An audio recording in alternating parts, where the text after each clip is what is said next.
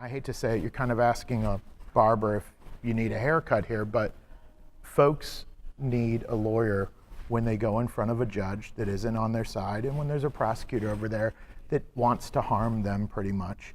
And I think that the criminal justice system is only balanced when you can get somebody on your side. I know it sounds like an ad, but that's just what I believe.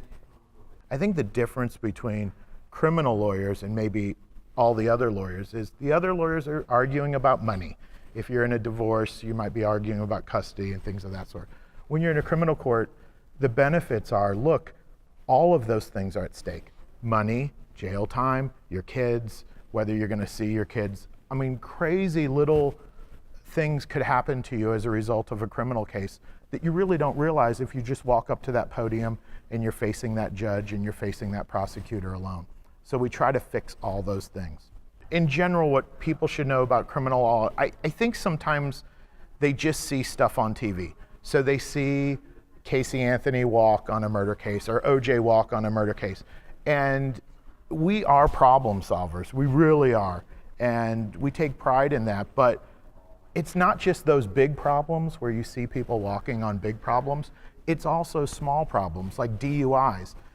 A DUI can be a massive problem if somebody drives for a living, they have a company car, now they get fired because they can't drive anymore, et cetera, et cetera.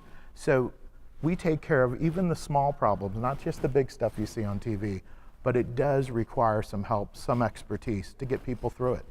When you first face a criminal case, the first thing you do is orient yourself. What kind of trouble did I get into? And I know people will normally go to a website, they'll go to AVO, they might ask a question and say, what the heck am I facing? Once they orient themselves, I think they'll start calling folks like me. And then I can strategize with them and say, look, you are facing this. And the most important thing is knowledge only gets you so far, right? If you want to go swimming, you don't know how to swim. You really don't want to read it in a book and then jump in the ocean. You have to have some experience with you other than just reading something in a book or reading something on a website. And that's where the lawyers come in, because we are going to say, look, I've done this type of case 1,000 times before for decades. I know this judge, I know this prosecutor, and those types of things you can't get from a website or from a book. You have to know who you're dealing with also. And we give people that information. And once they know what their charge is and who they're going to be dealing with, then I think they're equipped to move forward. Tips for entering the courtroom: dress appropriately, right? If you're going in on a DUI, avoid like a Budweiser shirt. I mean, people have alcohol shirts, they just put them on.